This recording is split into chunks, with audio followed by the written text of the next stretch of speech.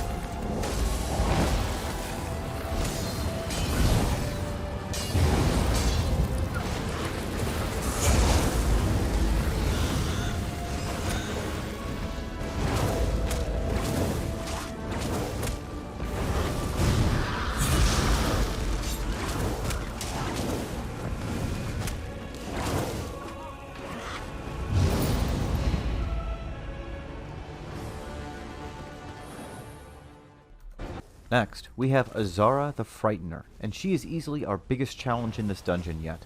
She will have caster adds that must be killed, as well as spawn shadows that will stun you as they try to control you. Now, go ahead and take them all out with continual AoE damage, and if you start to get controlled, you want to break it immediately and then get back to healing yourself. Now, the fight can be a long one, so if you start getting a few shadows that are off on their own, it is worth the time to run over to them and take them out so that they aren't potential targets to control you. Now the main risk from Azra is her tail clip move that can hit you for well over 15,000 damage. You want to make sure you dodge or block this when you see her readying it. Let's see how the rest of this fight goes.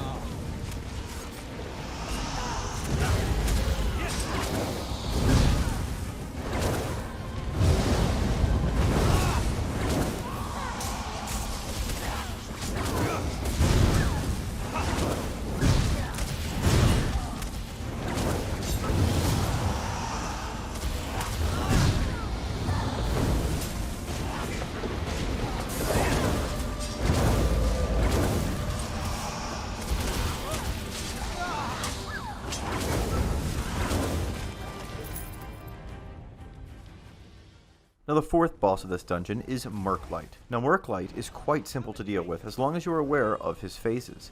He will start off by placing red circles around your feet. You want to immediately move to the side, as staying inside of these red circles will cause large amounts of damage. However, he will then change to a different phase when the circles will turn white. When this happens, you want to be inside of the circles instead of outside of them in order to not take those large amounts of damage. Continue to get your damage in as you respond to the differences in these phases, and this will be a quick and easy fight. Let's see how it works.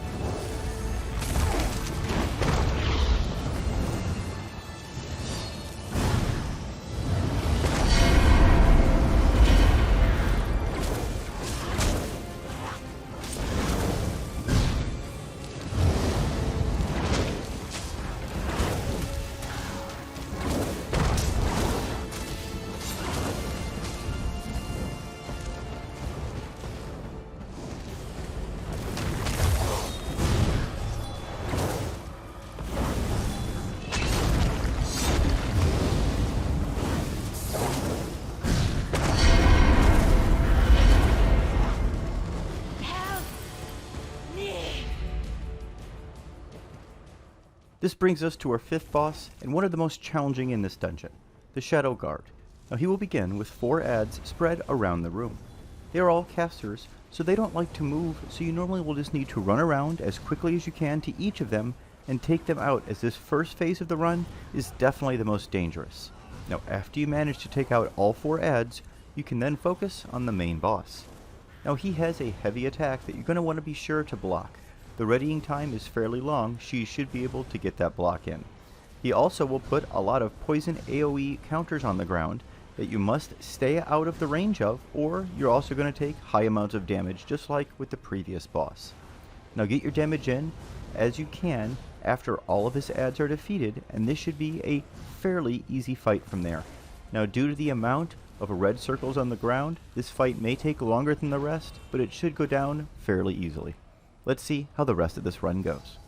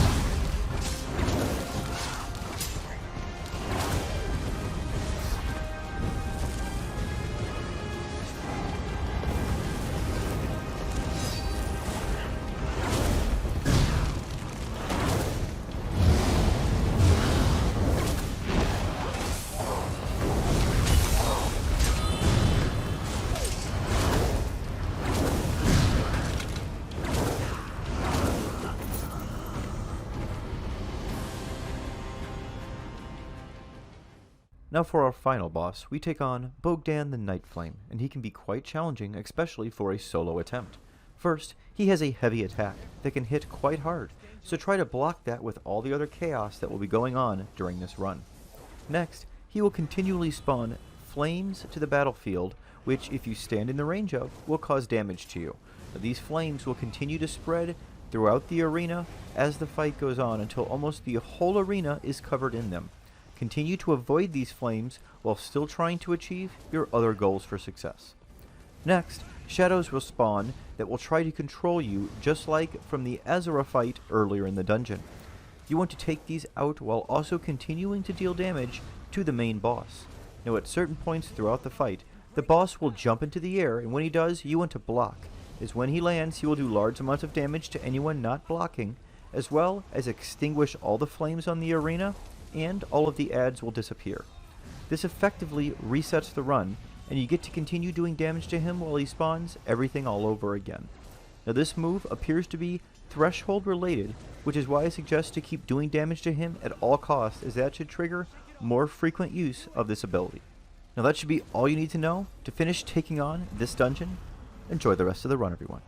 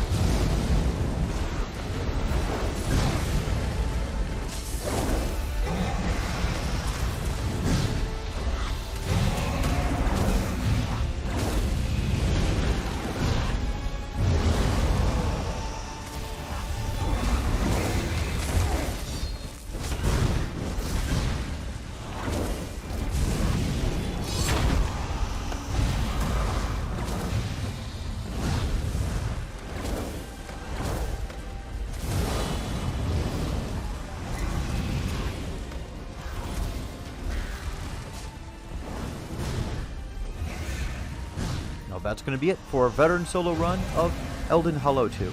I hope you found that helpful. If this is your first visit to my channel and you enjoyed the content, please be sure to click the subscribe button under the video and the bell icon next to it to be notified when my future videos are released. Thanks so much for watching, everyone. Stay safe and stay healthy out there. We'll see you next time.